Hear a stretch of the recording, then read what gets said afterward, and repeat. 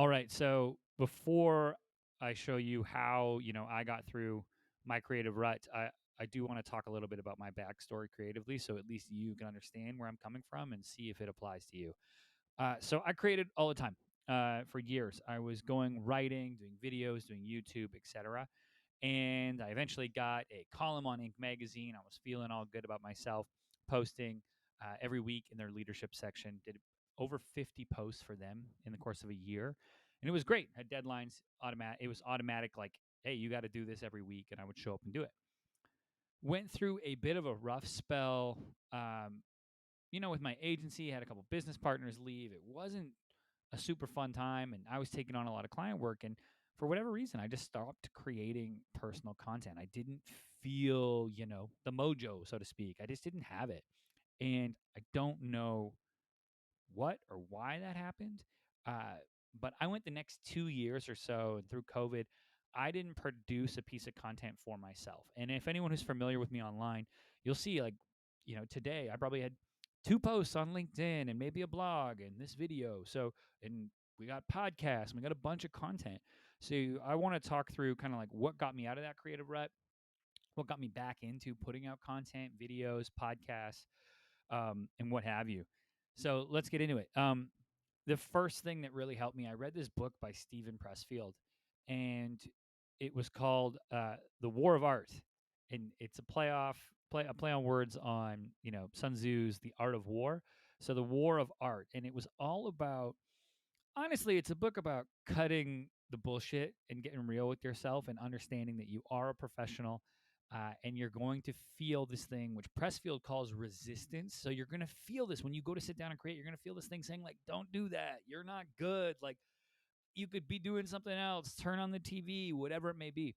And when you feel that, you have to learn to fight through it because it's time to act like a professional. And that means sitting down with a set schedule, having a time every day where you create and doing that regardless of how much comes out on the other end, right? When it comes to how many words were put on the paper or how many videos were created, not worrying about that as much as worrying about sitting down every night, to create whatever that is, videos, writing, podcasts, whatever that may be.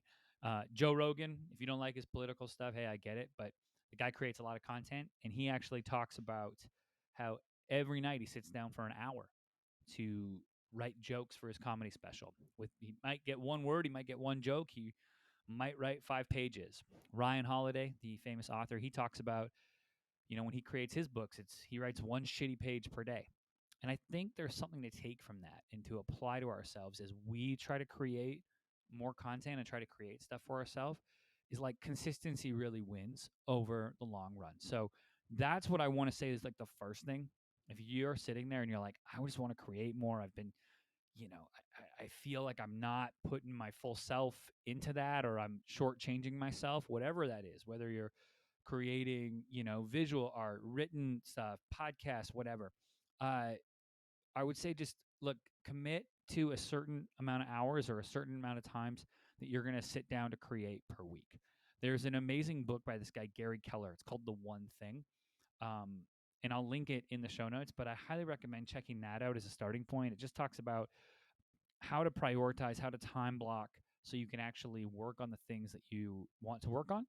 Um, and I'll also link to the War of Art by Stephen Pressfield. I think both are amazing resources to read and for the creator to get into. The second thing to get out of the rut or that feeling like I don't want to do this. I think a lot of that is motivated by this like internal pressure and internal judgment that we put on ourselves, and we think, oh, everyone's judging me, or my work's not good enough, or if I put it out there, like, who am I to put content into the universe, right? That kid from high school that made fun of me is going to make fun of me today. Like that feeling, every creator I've talked with has that. And they feel it. They feel it still, even when they've got big audience. They get this inner voice, which is the biggest self critic, that they have to fight through and fight against to hit publish. And then what ends up happening is, most people don't criticize and everybody's actually wildly supportive and they actually like the content and you have a unique voice and it shines through. So I would say one is set, a set amount of time that you're going to work on your content and actually sit there to do that weekly. Um, Two, really, really, really getting this. I mean, I don't want to be like the guy who's like, get over what people think about you. I think the reality is they're not thinking about you. They're caught up with their own issues. So just really understanding that it's not the outside critic we're afraid of. We're really afraid of our inner critic. So if we can work through and get past that and silence that inner critic, um, we're going to be able to put more content out. I always say this too, like people, if there are people in your circle who like would criticize you if you put out content or what have you, look, haters are going to hate. That sounds so, so basic, but it's really true. And anyone I've seen who's hypercritical on the internet rarely creates anything of value themselves in my experience. So I wouldn't even like I would pay them no mind. I would just kind of get on with it and say, okay, hey, I know I might be misunderstood a little bit, either by my own opinion or by the people in my world. But I'm going to push forward and I'm going to make sure that I go through and create content and put stuff out. I think that is you know, a fundamental part of pushing us towards being more creative.